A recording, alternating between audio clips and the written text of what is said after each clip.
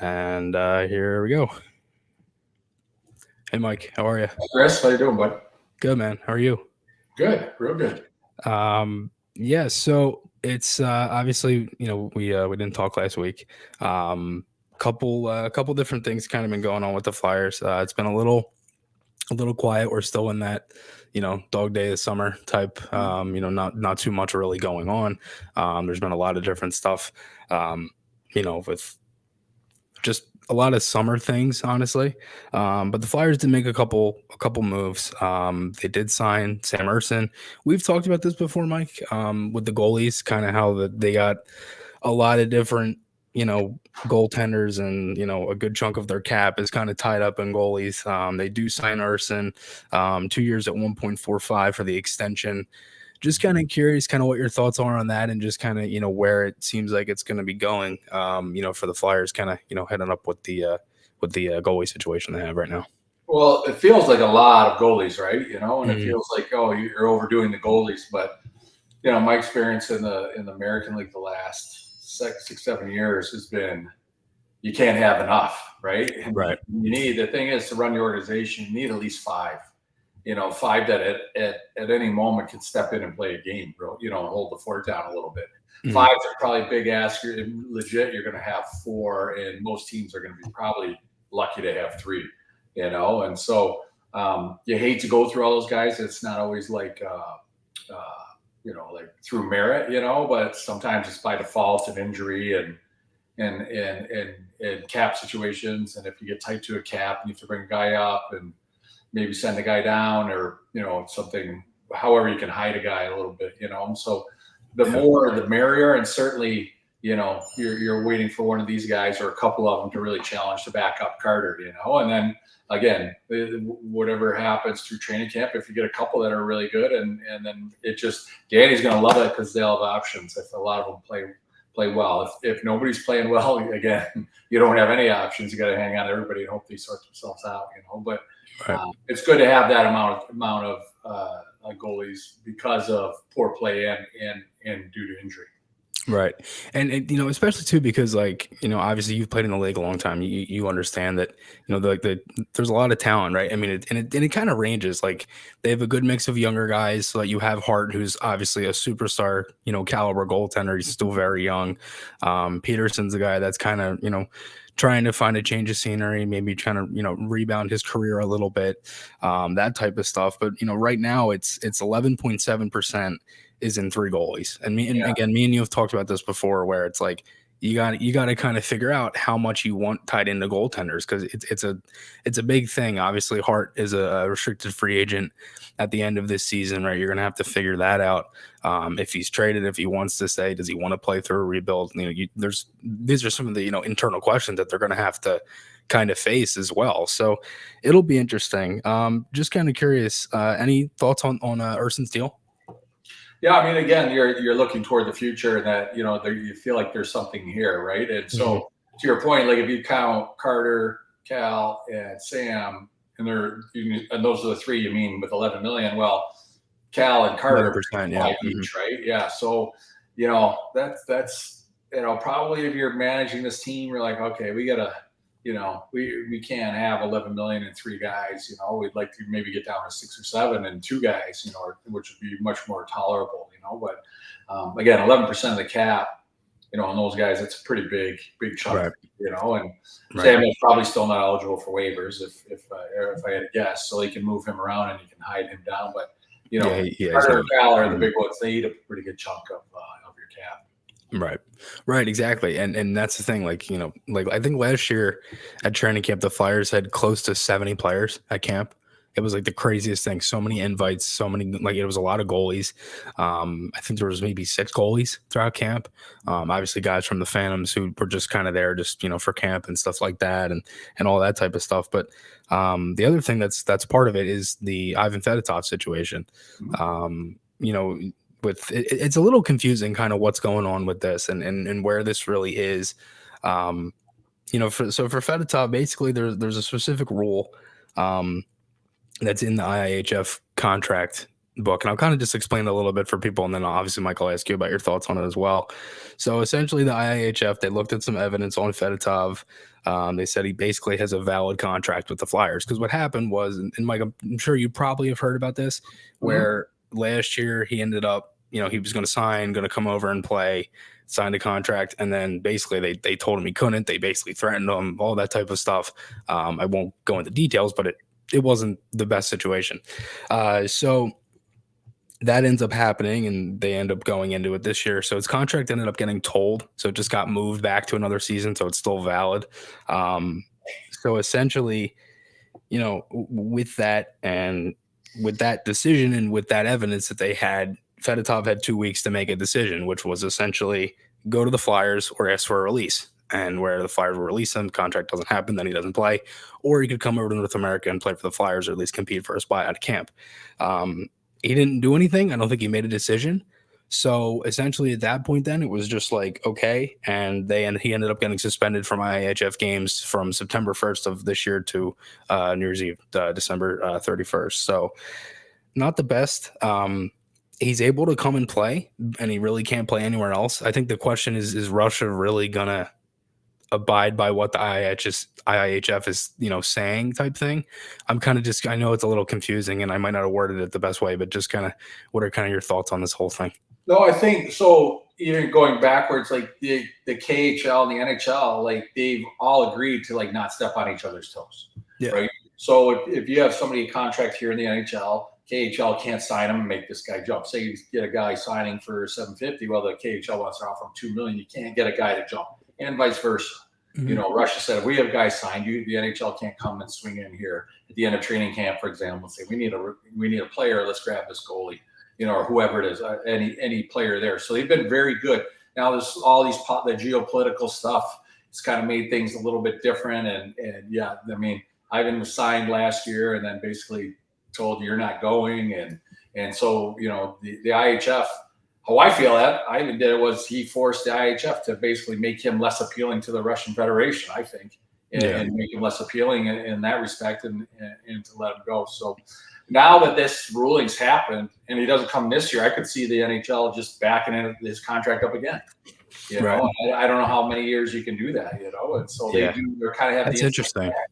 They have the inside track, and if he doesn't come this year, will they do it again, or is there 1 year? That's probably that I don't know, because I don't know if there's a limit on how many times you can toll it to where it just gets moved. But that is a good point. Yeah. Have you ever seen anything like that before, where like it's guys have either like a contract's gotten tolled or they've had to maybe wait or anything like that? I don't think that the NHL and KHL. I mean, KHL really didn't come into like terrific like where they've all really kind of agreed probably until the late 2000s. Okay. Where they really kind of straightened everything out. Before, it's like if guys were playing in Russia, it wasn't super appealing, and then AHL started to really get their stuff together and become a world player in the league and make each other honor each other's contracts. They didn't want each other poaching, Right. I've seen, I guess at the American level, we've seen some guys come back, like I remember this guy, Eric Tangrady, came back. He was over, I think maybe even Belarus. Donbass, is that Belarus or maybe Ukraine or whatever? You get guys that leave, and you hear some stories about Russia a little bit and from some of these guys that have gone. But, I think they've avoided these fights and they've kind of like stayed away from each other. Like, hey, you keep your space, like, and we'll keep ours. And, if guys don't have a contract, then they can cross over. But, it's certainly a win for the Flyers, and that they have access to this guy. And again, it's can you get him out of there these days, and, right. And how is that? What does that look like these days versus 2 years ago, 3 years ago, before this stuff with these geopolitical things have popped up. So I don't know, it's 50-50, and so it's hard to say. It's hard to say how it's going to shake out. Right. Yeah, exactly. And that's the thing. Like, if he does end up coming over, that's another goaltender, because then you have Hart, Peterson, Ersson, Sandstrom, and Fedotov. And that's 5 guys who could at least compete for an NHL spot. Obviously, I think everybody kind of knows Hart, if with the whole situation with Hockey Canada, whatever really happens there, and who is the starting goaltender, because really we don't know, right? Because again, you have the battle of camp. You also have, the hard thing, like I just mentioned, and if Fedotov can come over. So there's a lot of different questions surrounding this team. I know we talked about the defense last time and a little bit of the power play, kind of tackling goalies this week and stuff, and we'll probably do offense next week too. But it's just like a lot of it is it's a lot of question marks that are up in the air, especially because you have a new type of brass with this, and if the Flyers want to try to get Fedotov over here. I mean, obviously, in their situation, it's like you're rebuilding. Fedotov's pretty young, and a part of the reason why I think he's, they've wanted him to stay in Russia too is because he wins over there. I mean, he's won championships. He's one of the best goaltenders. He's huge. I think he's listed at 6'7", 6'6". So he's a pretty big goalie, and I don't think there's been that. I think the last maybe big size goaltender outside of like Vasilevsky that I can remember, at least when I started watching, was Ben Bishop. But outside of that, I don't think there's many other ones that have been kind of like that. And, I'm curious, as there was, since we're talking about goalies, was there ever a goalie that maybe always maybe had your number, or maybe a guy that you always scored on, kind of vice versa? Yeah, where were we? I don't know where we were playing, and everybody was like, don't worry about Marty Brodeur. Don't if you're coming in, don't worry about Marty Brodeur. Like, why are we talking so much about Marty Brodeur? I always felt as a shooter, it was like they're all human, you know what I mean? And and I tried not to get too much credence to that, and, Right. I mean, but he'd be one that had that ability, that was probably in a lot of guys' heads. I tried to stay away from that. Like, I had enough stuff cluttering my brain. I didn't need to worry about the goalie I was playing, shooting on or whatever. I figured there was a way to get it by him one way or another. But I can't remember which coach it was, but every time we'd be getting dressed, we're like, don't worry about Marty Brodeur. We're like, why are we talking about him so much? And you're making everybody worry about it by talking about it so much. So right. He would have that potential. I think Patrick Wow had that big, probably, if you're a rookie or your first player coming down, first year player coming down on him, and you'd be like, get a breakaway on him or something. You'd be like, oh, this is not going to go good, probably, but, or if it did go really well, it'd be certainly, you feel like that was a pretty memorable moment, probably obviously way more memorable for you than it would be for him. But, and then Hasek was another one that was kind of, a little bit getting guys' minds a little bit more that, because, that unorthodox style that he played, he was, you thought you had him and he'd be rolling around on the ice and all of a sudden shoot a leg up, and so, he would have been one. And my final one would be probably Eddie Belfour, which you might be a little scared to go near him a little bit. Go near him a little bit, and he might just decide to whack you. He's a little bit also like a Billy Smith, like back in the day, but not quite as harsh. But as a player, that was my mentality. Was I'm not going to just go to the net, yeah. But, I felt like 99% of the time I was shooting the puck, it wasn't going in anyway, so it didn't matter who was in there. Could have been a backup, it could have been the regular guy. It wasn't going in all the time either. Gotcha. Okay. So I'm just kind of curious then, and this one's a little kind of transitioning from, Flyers talk into some more mindset stuff. Like for you, Mike, I guess now later in August, as a player kind of preparing for a season, how did you kind of prepare? What were some of the things that you would do if it was psychologically or physically, anything like that? What did you try to do just to try to prepare yourself for, a full 82 game season? Yeah, it was, you're working out all year, and it was great when we were, kind of spent my summers in Grand Rapids. There was a pro team here, right? Griffins, and they were independent, or I think they were with Ottawa or something at the time. And so there were a bunch of guys my age, and I'd still kind of, I kept every year there'd be a couple that would be around to work out, and then Danny Bilesman was around. Danny Bilesman was, southeast from our area. So I worked out with him. Okay. Ryan Barnes was another guy. He was a Red Wing prospect. And so all these things were going. Eventually I got to the point where there was nobody left. Right. And so probably coming out of 2000, in the mid 2000s, we had a nice new big gym in town here. And it was one of the first trainers I had who lifted, I think he was a GA at Notre Dame.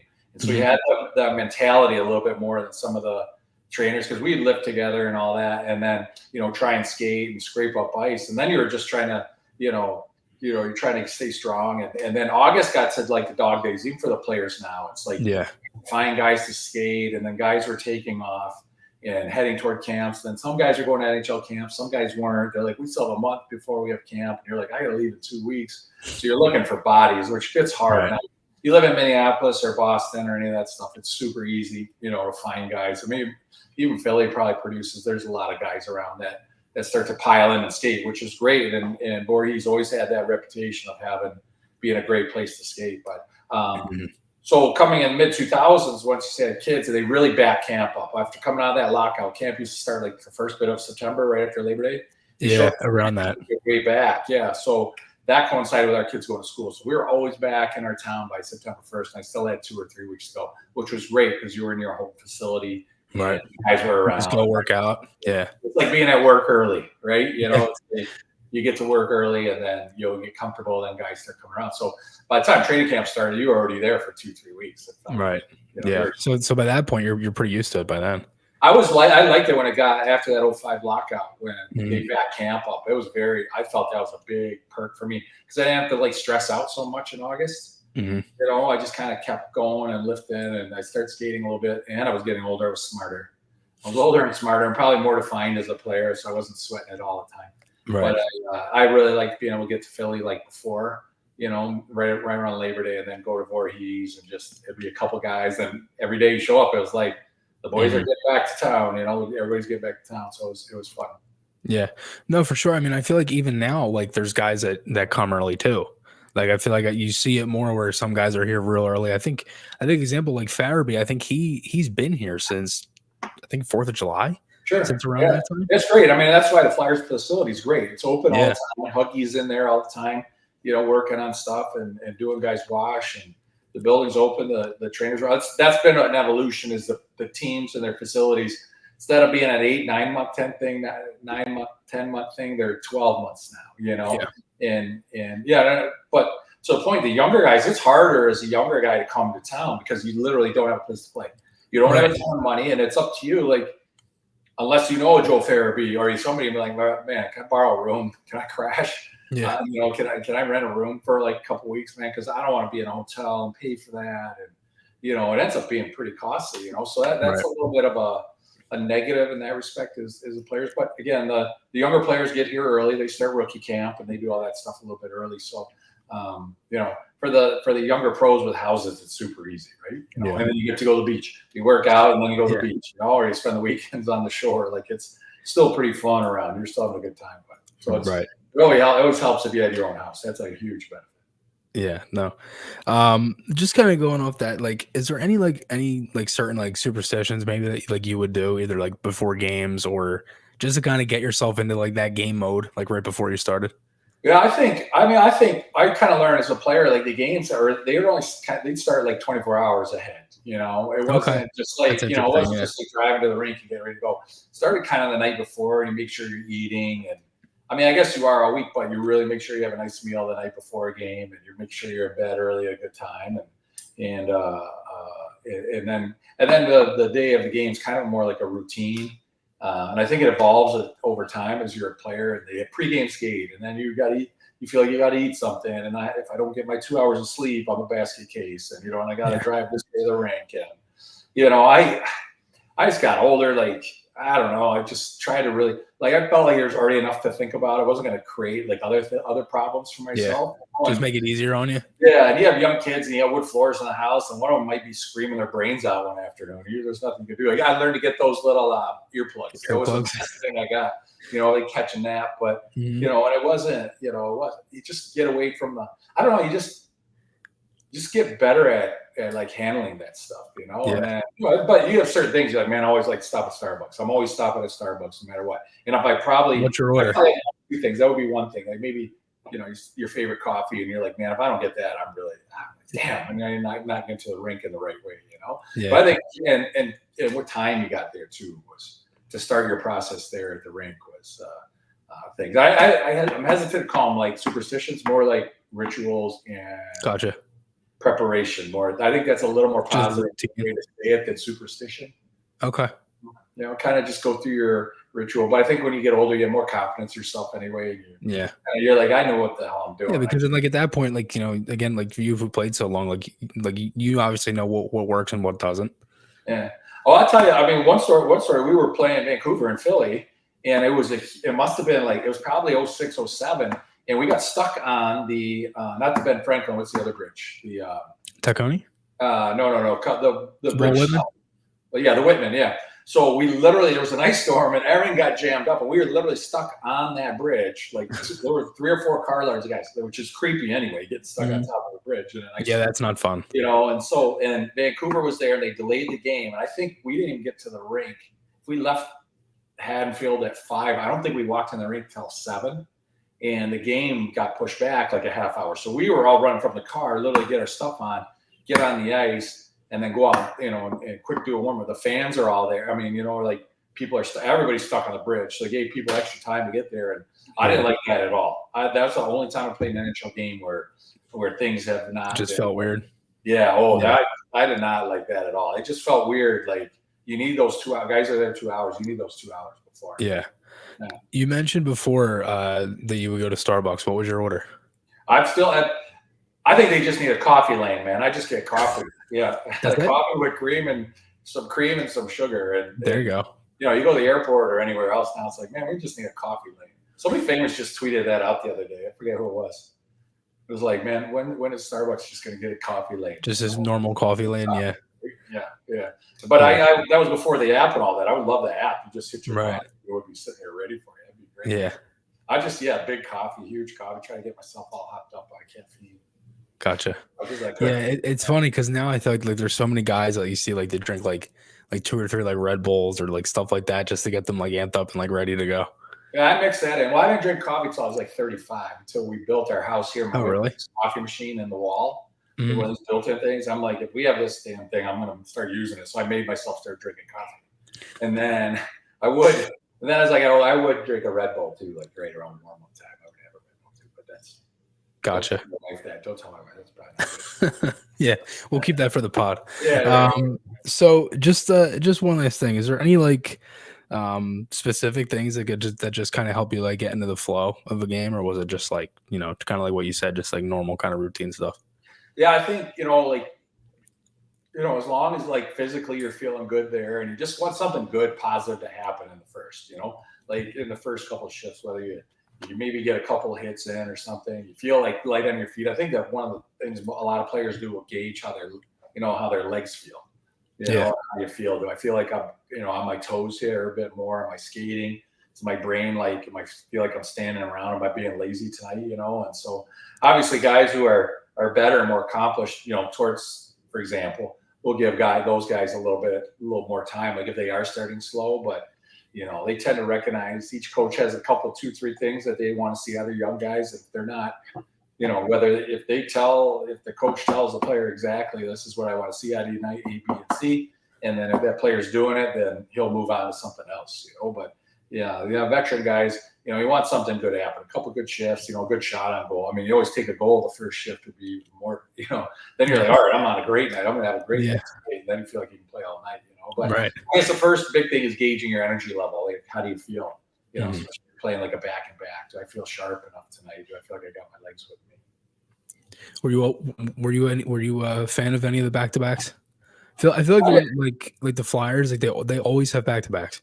Yeah, there's at least like 15 or 20 a season. I don't mind them, especially like the Saturday afternoon and Sunday afternoon, or like Saturday at home at 1, and then like on the island at 1, or something like that, or vice versa.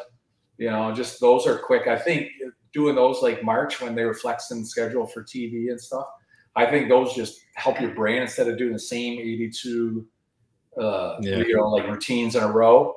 And doing kind of the same thing, the same routine, and same time every day.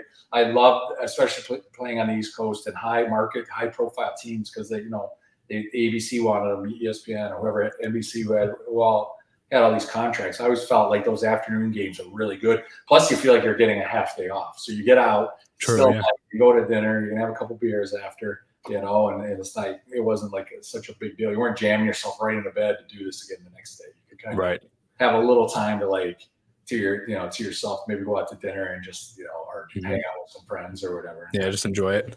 Yeah. So that was, especially if you didn't have a game the next day, that was the best one. 1 o'clock game with nothing the next day. Those are the best ones. Yeah, great. So for sure. yeah. But yeah, no, I mean, Mike, that's it. That's all I got for you. Thanks again. Always good hearing your insight and hearing you kind of tell your stories and stuff like that. And I'll talk to you next week. All right. All right, buddy. You got it, Chris. Thank you. All right, man. I'll talk to you. All right. See ya.